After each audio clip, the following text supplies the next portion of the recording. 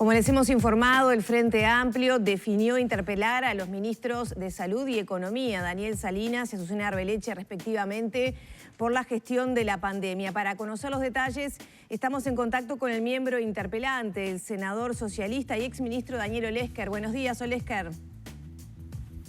Buenos días, ¿cómo están ustedes? Muy bien, muchas gracias. Olesker, ¿cuál es el objetivo de esta interpelación que se persigue, ¿no? Con esta acción? Se ha mencionado desde representantes del gobierno que de alguna manera esto corta el diálogo o dificulta el diálogo entre la oposición y el gobierno. Bueno, empecemos por esto último. El proceso de la pandemia lleva 15 meses. En esos 15 meses nosotros hemos trabajado en el Parlamento en la elaboración de varias iniciativas, minutas, proyectos de ley. Hemos votado prácticamente todas las iniciativas que el gobierno ha tomado, incluso la del Fondo Coronavirus, a pesar que, como ustedes saben, porque lo hemos hablado, nos pareció que debió ser otra la forma de obtener ingresos para el Fondo Coronavirus. En diciembre, cuando se inició una etapa más dura de la crisis sanitaria, planteamos la formación de una comisión de seguimiento para que los partidos en el Parlamento, cosa que se ha hecho en otras partes del mundo, acordaran medidas para transmitirle al gobierno. Eso demoró 4 meses en que el gobierno aceptara esta idea. Se aceptó recién en abril, cuando de un promedio de 500 casos nuevos habíamos trepado a más de 2.800. Trabajamos 2 meses en esa comisión, hicimos una propuesta de 24 medidas, donde básicamente el centro era actuar sobre la crisis sanitaria, económica y social a través de una reducción de la movilidad. El gobierno, particularmente el propio presidente de la República, nos dijo que estas medidas no eran de recibo, que no era el camino que creía el más adecuado. Y entonces, después de todo ese largo proceso de búsqueda de acuerdos, dimos un paso más que tenemos como legisladores, que es interpelar a la estrategia sanitaria expresada de los 2 ministros que tú comentabas, pero lejos está de quebrar el diálogo. Es difícil pensar en un diálogo cuando de 24 medidas se aceptan 3 y cuando la esencia de las medidas, que es la reducción de la movilidad acompañada de compensación económica y de licencia a personas que tienen riesgo en el proceso de la COVID-19, que son 24 categorías que propusimos en diciembre y no se aceptó, no se aceptará ninguna. Entonces, nosotros no rompimos el diálogo, nosotros damos un paso más para discutir la estrategia en un ámbito en el que tenemos nuestra incidencia, que es el Senado de la República.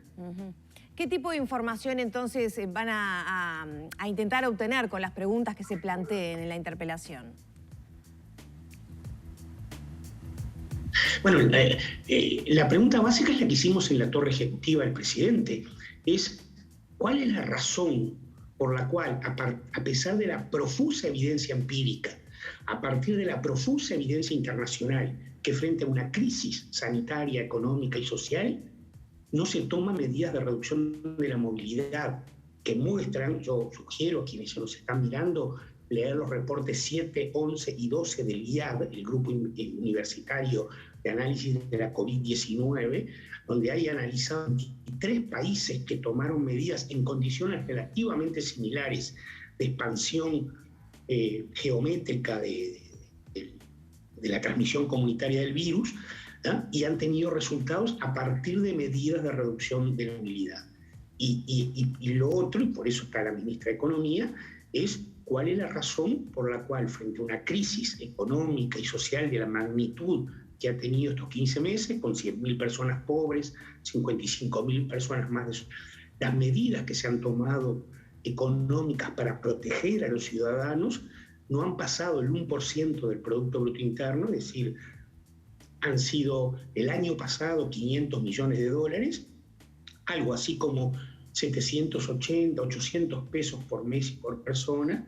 ¿Cuál es la razón por la cual el gasto económico ha sido tan tacaño, tan austero, ¿no? En un contexto en el cual la crisis económica golpeó muy fuertemente a los sectores trabajadores, ¿no? Esos son los 2 grandes ejes: reducción de la movilidad y compensación económica. Ahí está el sobre el cual los países han apoyado en general sus estrategias frente a la pandemia y son los países que han tenido mejores resultados.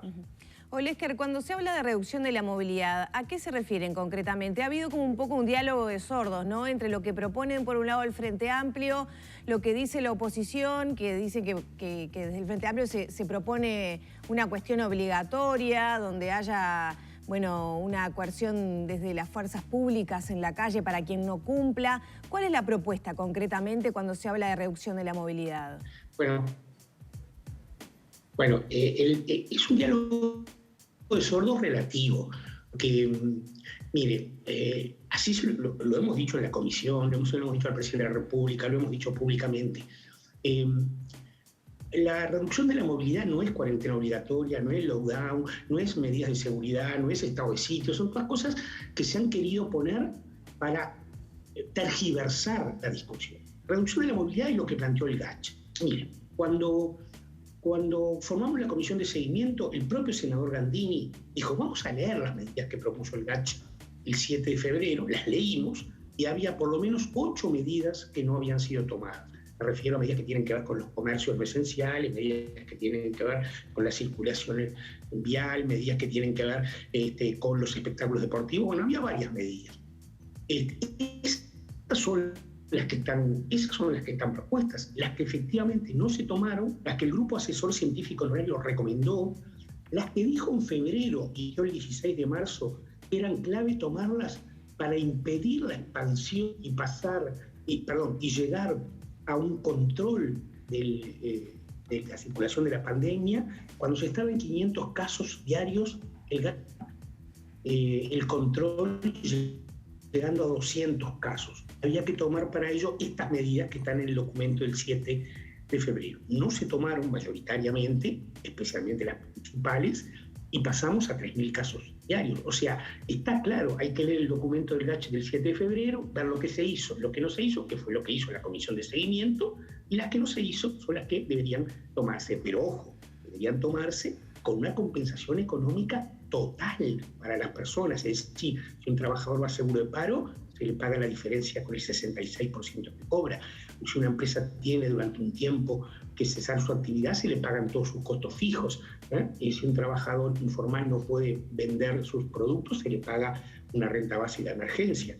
Todo eso cuesta por un mes 0,3% del PBI y por los 4 meses 1 punto del PBI. Algo para el país y que se ha decidido no hacer, y esa es la base de nuestro cuestionamiento a la estrategia sanitaria frente a una crisis que merece hoy. Senador, voy a de alguna manera insistir un poco sobre el tema que le planteaba Lorena, porque de alguna forma para la opinión pública, para los ciudadanos que vemos a una y otra parte en las diferentes entrevistas en televisión, yo he dicho aquí desde hace mucho tiempo, nadie le quiere poner el cascabel al gato. Esa es una expresión que yo he manifestado en más de una oportunidad, porque con todo respeto se lo digo, veo que los planteamientos están llenos de eufemismos y de referencias a los documentos del GACH, pero nadie me dice a mí como ciudadano qué es lo esencial y qué no es lo esencial. Ejemplos claros. ¿A qué comercios vamos a señalar para decirles ustedes cierran? ¿Qué espectáculos deportivos dejan de llevarse adelante? Por ejemplo, arriba gente, ¿es esencial?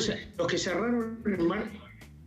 No, pero discúlpeme, senador, pero no cerraron por un decreto ni por una ley que obligatoria al gobierno, lo hicieron por un temor que tuvo la ciudadanía. Fue la libertad responsable que lo llevó a eso. Bueno. ¿Y ahora no hay libertad responsable? Más o menos. Ahora el del restaurante, el de la pizzería, no quiere cerrar porque no vive.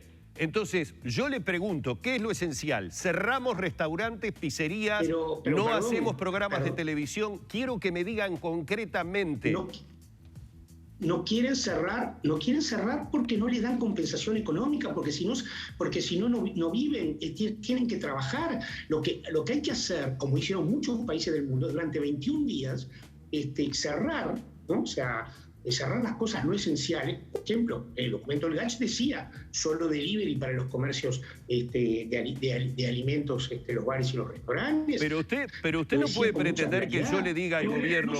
Perdóneme, no senador, usted no me puede decir a mí que yo le vaya a pedir al gobierno de turno que me pague el sueldo que gano en Canal 10, porque yo no soy esencial. Sí, claro, sí.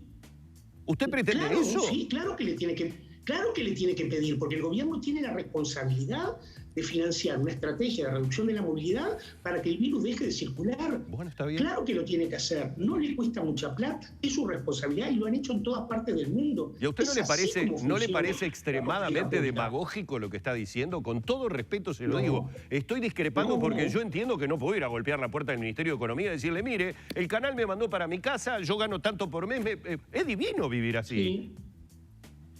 No, porque eso es lo que determina la baja de la circulación comunitaria del virus. Claro que tiene el derecho a hacerlo, porque el gobierno tiene la obligación de tomar medidas, tuvo la obligación en febrero. Si hubieran en febrero no estaríamos en la situación actual, no hubiéramos llegado al nivel de circulación comunitaria del virus. Entonces, la responsabilidad de que las personas puedan quedarse en su casa, no trabajando durante un periodo corto, drástico y pequeño de tiempo, estamos hablando de un mes, es del gobierno y es el gobierno el que tiene que poner esos recursos. No hay duda que es así.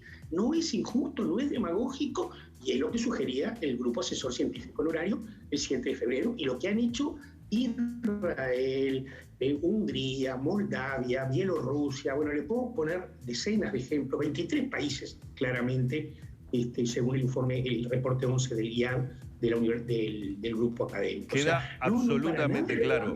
Perdóneme, pero para nada demagógico. No, está bien, me queda absolutamente claro. ¿Tiene usted como economista evaluado aproximadamente cuál sería el costo de ese mes para el gobierno? De ese mes, sí, siempre y cuando bajaran los casos, porque si no bajan, los argumentos serían lo mismo para decir lo tenemos que mantener otro mes.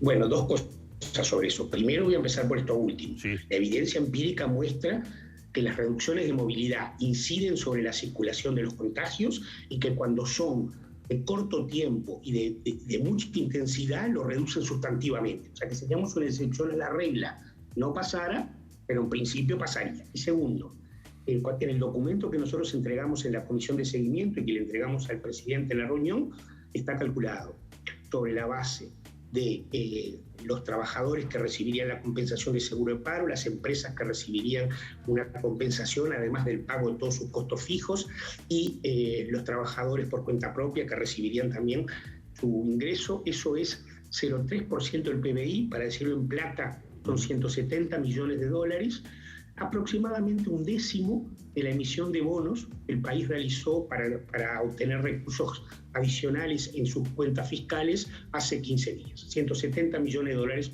costaría ese mes de reducción de la movilidad con compensación económica total.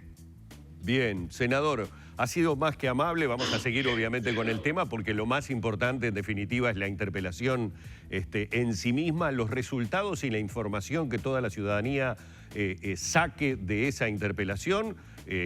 Dos figuras, ni que hablar, fundamentales en el desarrollo de la pandemia, ministro de Salud, ministra de Economía. Le queremos agradecer enormemente estos minutos en la mañana de Arriba Gente. A ustedes, y a las órdenes como siempre. Gracias.